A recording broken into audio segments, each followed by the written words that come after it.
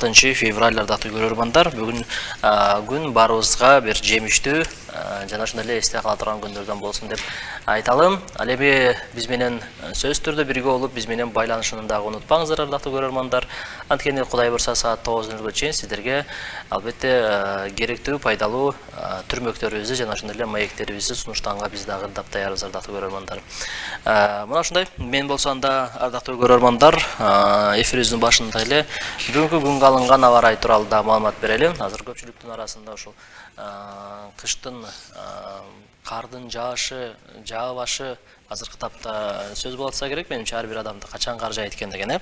Ошондуктан бүгүн дагы аба ырайы кандай болот экен, мен сиздерге республика боюнча болунган күтүлгөн аба ырайы тууралуу азын улак айтып кетейин ардактуу көрөрмандар. Бүгүн 6 февралда Кереметтүү Ысык Көл облусунун Тоолуу райондорунда кар жаашы ыктымал дейт. Калган аймактарда жаан-чачын күтүлбөйт. Бул тууралуу Кыргыз гидрометтин маалыматында айтылат. Билдирүүгө караганда шамалдын ылдамдыгы секундасына 2-7 метрге чейин жетет дейт. Абанын температурасы чүйөрүнүндө түнкүсүн -9 градустан 14 градуска чейин суук болсо, күндүзү +5 градуска чейин жылуу болушу күтүлүүдө.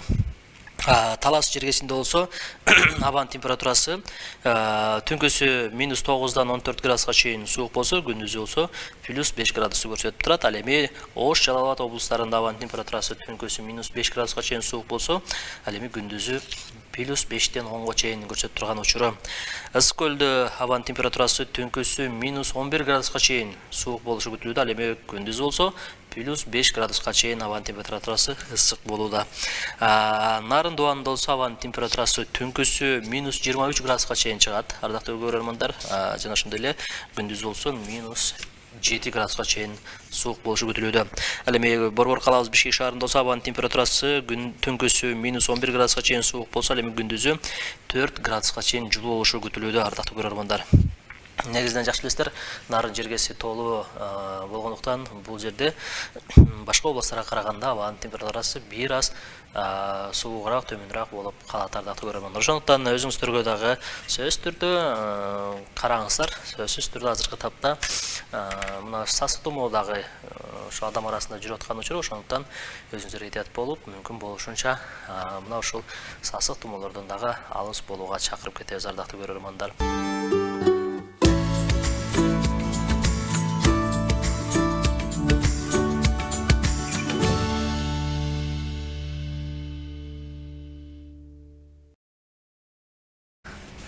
Биз болсо улантабыз ардактуу көрөрмандар. Сиздер түз эфирде УТРК Баткен телеканалында таңкы Баткен берүүсүн көрүп атасыздар. Мен эфирдин башында буга чейин сиздерге эскертип айтылгандай эле, бүгүн 6 февраль бармендердин эл аралык күнү деп. Демек, биздин Баткенибизде деле бармендер бар чыгар балким эл арасында. Эми аларды биз азыр көрбөй келатабыз. Балким болсо дагы албетте сөз түрдө ийгиликтерди каалап кетели. Биз мына ушул бармендердин күнүнө карата тагыраак айтканда бүгүн студияда конокторубуз дагы мына ушул бүгүнкү күнгө тиешеси бар инсандар, анткени жаш ишкерлер десек болот ардактуу көрөрмандар. Бүгүн биздин студиябызда конокто тагыраак айтканда жаш ишкерлер, жаш жубайлар десек болот. Ашим Мамажаков уулу жана ошондой эле Барно Ахматова бүгүн bizde konukta stüdyoda. Саламатсыздарбы? Саламатчылык. Хош келиңиздер. Рахмат. Мааңыздар кандай? Сонун. Негизи иш күн саат канчада башталат? Эртең менен туруш дегендей. Бизде биз ишкерлердин убакыт өтө балайбыз. Эртең кечкиде уже саат азыр 9-8-де жатабыз. Эртең менен саат 6-7-лерде турабыз. Жакшы, эми мына сиздердин ишкердигиңиздер боюнча жалпы кеңешели. Ишкердикти качан, кантип, эмнеден баштап калдыңыздар эле? Ушул боюнча айтып берсеңиздер. Эмне ишкердик кыласыздар? Биздин билбеген, укпаган көрөрмандарга ушул боюнча айтып берсеңиздер кененирээк. Бармоз, сен айтып бер. Биз Бакендеги Бакен бренд деген айгүл токочун чыгарабыз. Анан сырткары өрүктөн жасалган упаларды чыгарабыз. Бул Бакендин өзгөчөлүгү, маданиятын чагылдырып, биз өзүбүздүн баягы конкуренттерден айырмаланып, ушундай экопродуктыларды чыгарып жатабыз. Азыркы учурда биздин продукциялар Бишкек шаарында сатылат, анан сырткары Манас аэропортунда сатылды. Өзгөчөлүк деп калдык. Негизинен канча продукт чыгат сиздерден? Бизде Баткен брендинен алган эки продукцияларыбыз бар. Ушул Айгүл, колуңуздагы Айгүл Токоч менен андан сырткары Өрүктүн талканы. Бул деген булар международный документ деп коебуз, ЕАЭС деген сертификаттардын баарын алынган. Өзүбүздүн Баткендин рыногунда болсо күнүмдүк токочторубуз чыгарылат, таттууларыбыз чыгарылат. Ушундай продукциялар чыгарабыз. Бул негизинен курамындагы кошулмалар эмнелер кошулат? Мисалы, мына менин колумда турган өрүк менен печенье дейт, Ооба, муну ачып деле көрсөңүз болот. Бунун курамыга өрүктүн талканы кошулат, өрүктүн данегини кошобуз, өрүктүн өзүнү кошобуз, анан сливочный масло деп коебуз, ошону кошобуз. Бул жерге эч кандай шекер кошулбайт, жумуртка кошулбайт. Өрүктүн өзүнөн жасалган эле продукциялар. Биздин өзүбүздүн баягы Баткендин эле өрүктөрүнөн, Ооба, Баткендин жанагы жанагы айырмасы болот. Мисалы, ак өрүк болот, мисалы. Ооба, булга кандек деген өзүнүн өрүгүбүз бар. Жанагы майдаланганда өзү талкан болуп майдаланат. Ошону кошуп, ошондон жасайбыз. Бардык эле печеньелер ушундай типте чыгабы же айырмасы болобу? Бул азыркы печеньябыз гүлдүн немеси. Айгүлдүн формасы. Негизи ар кандай форма бар, бирок эң эле баягы популярдуу ушул айгүл гүлүнө көбү суроо талап көп болгондуктан ушулга көбүрөөк басым жасайбыз. Анан сиздерде ушул жасаганга кандайдыр бир техникалар. Эми бул бар колдо жасалбаса керек, ар бир мындан калыптар болот, ушулар боюнча айтып берсеңиз. Сиз айта бересизби? Мен айтып берейин. Эми мен билем, сиз ушул техника жагына жакынсыз, ошол нерсени сиз алып берсеңиз, барно жасалат болсо керек, Туура, барно биздин неме документацияларды аткарат. Биз физически жагын кылабыз. Бул бир долбоор, бир айыл бир продукт деген. Япондор каржылап бизге мельница алып берген. Ошо специальный өрүктүн данегини, өрүктүн өзүнү майдалачу. Ошону менен кылып келебиз. 4 жылдан бери иштейбиз. Жакшы, өтө сонун. Япондор көп нерсени үйрөттү бизге. Өрүктүн көп нерсе жасаса болот экен да, капка салып эле сатып акча кылбаса, муну 1 килограмм өрүктү азыр биз кандекти азыркы баасы 300-400 болсо, анан 1000 чейин кылып сатсаң болот экен да, ушундай упаковкаларды кылып. Дизайндарды полный түзүп берди, сертификаттарды алганга жардам берген. Анан айтып өтүш керек, президенттин колдоосу менен президент өзү указ чыгарган экен, өзүнүн өндүрүштү колдоп алалы деп. Быйыл президенттен Балатыска жөнөттүк. 2000 штук бизге өтө жардам болду. Өзүнчө сыймыктандык. Президенттин Балатыста биздин айгүл печенье таттууларыбыз, таттууларыбыз деп. Ошол техника жагы мельница бар, мельницаны пока кубаттуулугу азыраак, бирок чоңойтабыз. Негизинен биз билгенде эле сиздердин кесибиңиз негизи башка. Неги башка. Сиз активист катарында эле көп ушул жүрөсүз, кайрымдуулуктарды кылып, ушул иштер жасап жүрөсүз. Анан кантип бул ишкердикке өтүп кеттиңер дейм да. Мен негизги кесибим өзүм алдыктыр. Кесипти дагы таштаган жокмун. Аркалап келип атам. Үйдө өзүмдө бир хирургический отделим бар. Ошол жерде по воскресеньям операция кылам. По воскресеньям жекшемби күндөрдө операция кылам. Анан жеке ишкерлик, хобби.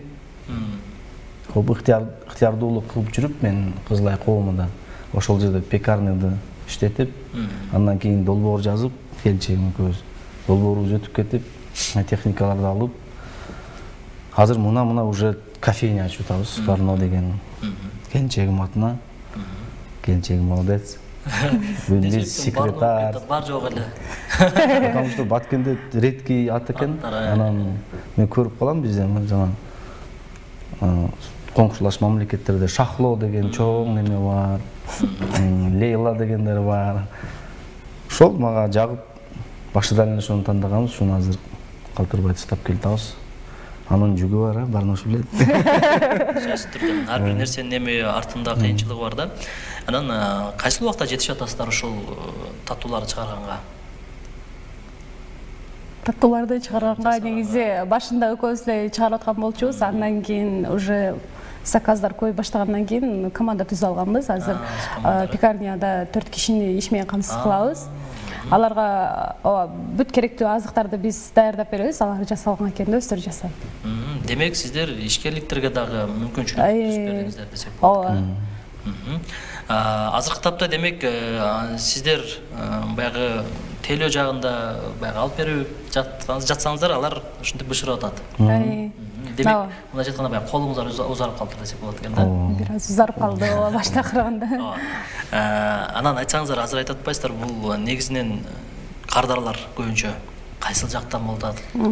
Кимдерден көбүнчө сунуш түшүп атат? Мына өзүңүздөр айткандай эле ушул өзүбүздүн Кыргызстандагы чыгарылган продукцияларды колдоого алгыла, ушул продукцияларды сатып алгыла, жегиле деген дагы ушундай болбой сунуштар. Ошондуктан сиздерге көбүнчө кайсыл ишкана дейсизби, же болбосо кайсыл тармактан көбүнчө суроолор көбүрөөк? Анан кайсынысыга? Негизи биздин кардарлар бакендиктер эмес. Биз бакендиктер өрүктү күндө жеп, багында уже тоюп калганбыз да, мындай айтканда.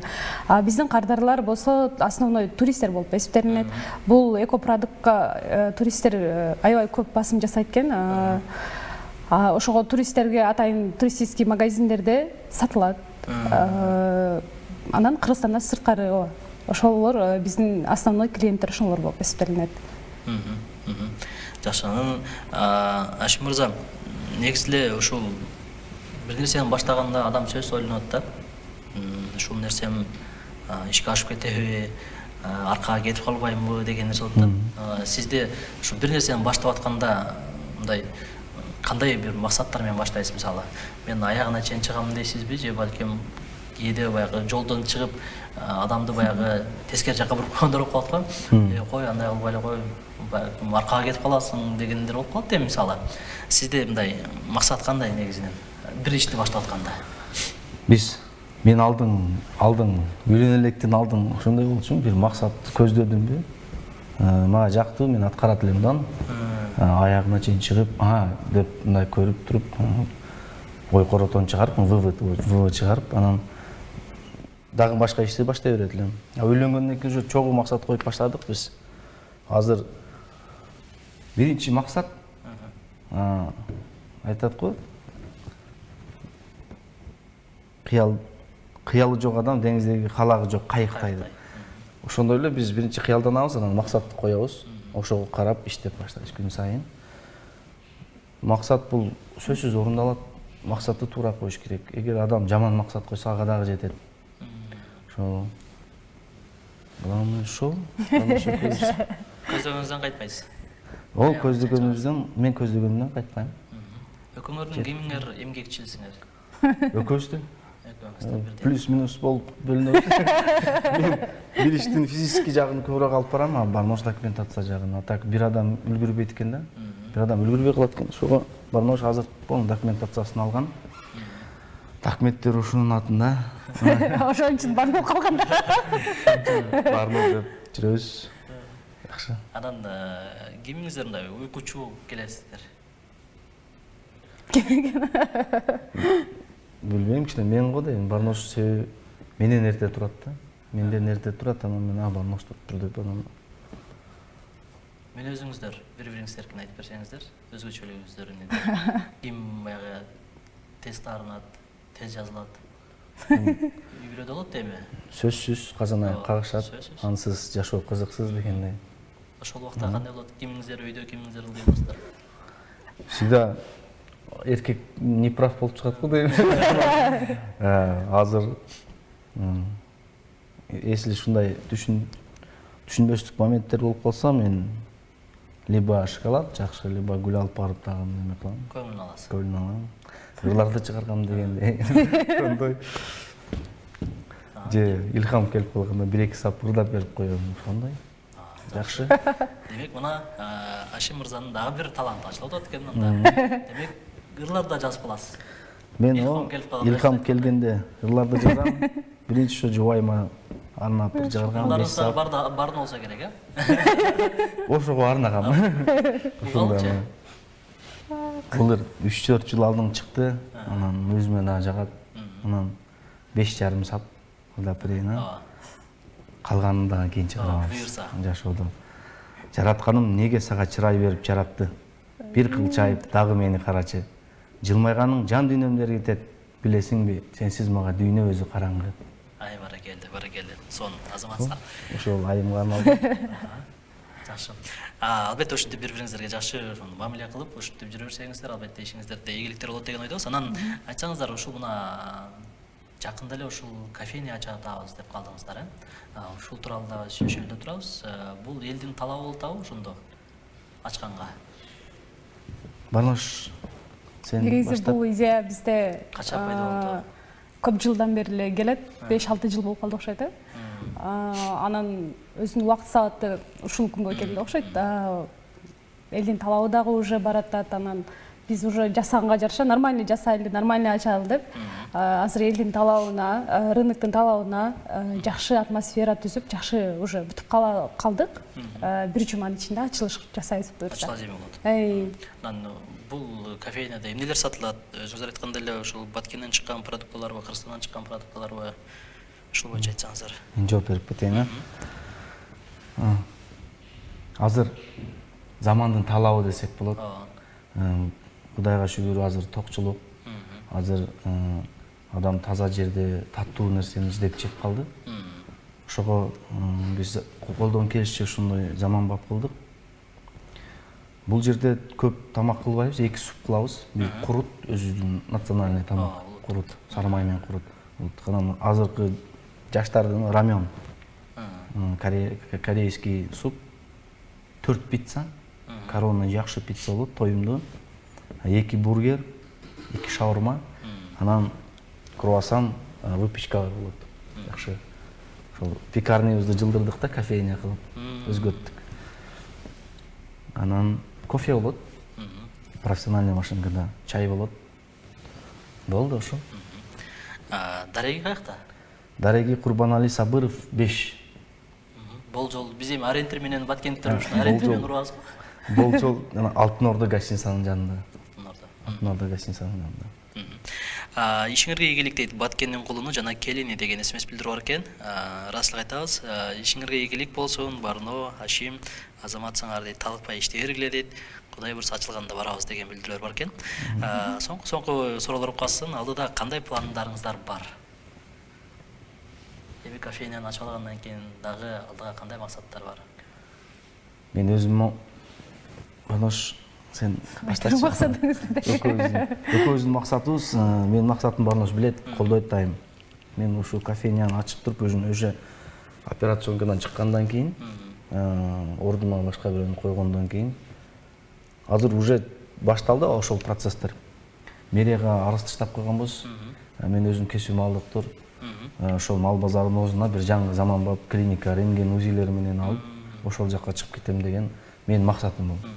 1-2-3 жылдын ичинде аткарабыз буну буюрса. Демек базарга келген малдарды ошол жерде көрүп, ошол жерде диагностика кылып, эметип турабыз. Демек сатуучуларга дагы, алуучуларга дагы жакшы шарт болот экен. Шарт болот. Узак чакырбайт, издеп жүрбөйт. Ооба. Жакшы. Барма сизге? Менин максатым бир эле окшойт экөөбүздүкү. Мага ошол кофейняны башкарып калам буюрса, анан биздин токочторду дагы рыноктон дагы күчөтүп, дагы производствону чоңойтабыз. Жакшы, сиздерге рахмат. Биз дагы бир биздин көрөрмандарга айтып кетели. Ардактуу көрөрмандар, эгерде сиз дагы ошол жергиликтүү өзүбүздүн ушундай натуралдык таттууларыбызды колдосоңуз, анда албетте сөзсүз түрдө ушундай Барно пекарныйдын таттууларын алыңыз. Балким дүкөн иштетсеңиз, дүкөнүңүзгө коюңуз. Ал эми алыстан сыйлуу конокторуңуз келе турган болсо, албетте сыймыктанып, мына өзүбүздөн чыккан продукция деп мактансак дагы болчудай. Ошондуктан баарыңыздарды сунуштап кетебиз. Сиздерге рахмат келип бергениңиздерге. Эми алдыда да майрам келип атат. Буюрса. Кайсы майрам экен билесиз да? Кайсы майрам экен? Мен иш менен болуп эле кофейня. Жаштыкта эми өткөрүп жүргөн майрам 14 февраль бар. Сүйүк күн, Ушул жерден учурдан пайдаланып, эми Барного сөзүңүз, Барно сизге сөзүңүздү айтсын. Ушу мен эфир жыйынтыгы. Макул, мен Багнога сөзүн айтып берейин, мен сөзүн даярдайм. 14 февраль бул сүйүү күнү. Негизи эле айткандай бул иш качан жүрүшөт? Иш качан жүрүшөт семьяда? Ортодо сүйүү болсо жүрүшөт да. Сүйүү жок болсо жүрүшпөйт. Бири-бирин каккыласа, мисалы үчүн анда жүрүшпөйт сөзсүзчү. Бириге бири кайрап путтосот. Сүйүп жашасаңар, сөзсүз бир ийгиликке жетишесиңер. Ошо ар бир эле семьяда сүйүү болсун. Сүйүү бул дүйнөнү сактап калат. Сактап турат. Сүйүшкүлө согушпай. Ошол менин немем. Бири-бирибизди урматтап жүрө берели, бул жашоо биркелет. Ошондой, Барнуш, эми сен? Мен Кыскача. элдер куттуктайм же бияк? Ашымды куттуктайсың. Негизи бардык эле жаштарды куттуктаймын. Булар баягы көптөө өзүбүздөр эле мындай жаш кезибизде күтүп жүрөбүз го, негизи ал майрамды. Баарыңарды урматтап, сыйлап, бири-бириңерди түшүнүп, мындай керектүү убакта поддержка кылып, колдоп турсаңар, бул эң негизги кандай десем, булак десе болот, ал булактан энергия алып турат адамчы. Ошого бири-бириңерди урматтап, сыйлап, түшүнгүлө деп аракет айтып кетейин. Сиздерге да чоң рахмат. Албетте ошентип бири-бириңиздерге жакшы сөзүңүздөрдү артынап, жаштарга үлгү болуп жүрө бериңиздер, жакшы үй бүлө болуп жүрүңүздөр. Биз дагы сиздер менен сыймыктанып жүрөлү. Ишиңиздерге ийгилик, алдыдагы имаратты сонун кылып ачып алыңыздар, жакшылыгыңыздарды гана ушуну көрүп жүрө берели. Эми учурдан пайдаланып мен сиздердин бириңиздерге ушундай сөздөр айтып туралым, себеби 14 февраль эфирибизге туш келебиз, келбейбиз, ошондуктан ушул жерден албетте бул күнүбүз да тарых болот. Ошондуктан биздин тарых барактарында калып каласыздар. Ийгилик анда. Эркин микрофон берейин, кыскача айта турган сөзүңүздөр болсо айтып алсаңыздар болот. Ал эми биз ошо менен жыйынтайбыз эфирибизди. Эркин микрофон, мен баштайын анда Барнуша. Ошол азыркы Баткен, айрыкча Баткен Кыргызстан жаштарына, Баткен жаштарына мүмкүнчүлүктөр өтө сонун азыр. Ишкерликке эч кандай тоскоолдук жок. Мисалы үчүн биз президенттин колдоосу менен дагы бир жолу 5% кредит алдык. Ал өтө сонун, азыр өтө сонун колдоо. Азыр бир бизнести башташ үчүн сөзсүз акча керек. Ошого мамлекет жактан сонун колдоолор болуп атат. Мисалы үчүн мына социалдык сеттерден дагы, мисалы үчүн бар жок бекерде азыр. Ошону колдонсоң сөзсүз бир ийгиликке жетесиң. Ошол жаш ишкерлерге, иш баштайм дегендерге сөзсүз баштагыла, эч нерсени карабагыла. Если желанияңар болсо, баштасаңар, кийинки шаг уже көрүнөт, окшошуп кете берет. Коркпогула, эч качан тобокел болгула, тобокелге алгыла. Ошол. Барына сиздин оюңуз? Мен дагы азыркы учурда байкап жатам, көп эле жаштар ишкерликке кызыгып, өздөрүнүн ар тармакты сынап жатат. Айтайын дегеним, биринчиси окшошпосо экинчиси окшошот, өзүңүздөрдү сынап, өзүңүздөрдү издеп, азыр деген колубузда бар жок бар, интернет деген бар, өзүңүздөрдү мындай алып чыга аласыздар рынокко. Бир гана аракет кылсаңыздар, бардыгы болот деп айта алам да. Рахмат сиздерге дагы бир рет келип бергениңиздерге, ишиңиздерге ийгилик болсун. Дагы бир жакшылыктарда көрүшөлү. Чоң рахмат сиздерге. Соңку эсмес билдирүү менен эфирибизди жыйынтайлы. Ардактуу көрөрмандар, ассаламу алейкум. Баткен телеканалы биз электендит уулу Муратбек уулу Оразалини өздүк майрамы менен куттуктап коюңуздар. Суранам дейт, ченден солук, эки дүйнө бактылуулугун берсин Аллахым деген билдирүүнү 376 абоненти калтырган. Ошо менен бүгүнкү эфирибизди жыйынтайбыз, ардактуу көрөрмандар. Бүгүнкү күнгө болсо 6 февраль, бейшемби күн болду. Студияда кызмат аты жөнүм Расул Акматов болду. Жана ошондой эле режиссерлук пультта Сапар Исраев, ал эми оператор Бексултан Гайретбек уулу болду. Коштошуунун артында жолугушуу күндөр бар дейт. Ушул жолугушуу күндөрдө сиздер менен көрүшкөнчө коштошуп калам. Аман туруңуздар.